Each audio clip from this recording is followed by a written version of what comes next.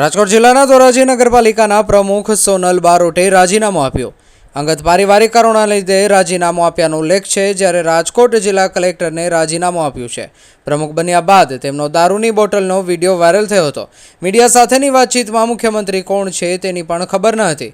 વિવાદમાં આવ્યા બાદ પ્રદેશ સંગઠનના આદેશથી આ રાજીનામું આપ્યું છે। પ્રમુખ બન્યા ત્યારથી જ સોશિયલ મીડિયામાં ચર્ચામાં આવ્યા હતા સોનલ બારોટ। ધોરાજી નગરપાલિકાના નવા પ્રમુખ કોણ બનશે તેને લઈને પણ ચર્ચાઓ શરૂ થઈ છે। રિપોર્ટર જગમાલ સુવા, ધોરાજી। આપણા મુખ્યમંત્રી શ્રી નરેન્દ્રભાઈ મોદી સાહેબ, અમારા ભૂપેન્દ્રભાઈ સાહેબ તથા અમારા ધારાસભ્ય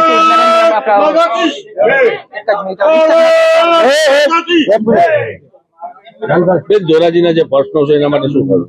ધોરાજીના પ્રશ્નો અમારા બધા ભેગા થઈને સોલ્વ કરી તાત્કાલિક। પહેલા તો પાણી માટે અમે સોલ્વ કરીશું। દરેક બહેનોને જે પાણીની તકલીફ છે એ પહેલા અમારે બધાને એ જ થઈ છે કે પાણી માટે સોલ્વ કરવાની જવાબદારી અમારી આવે છે પહેલા।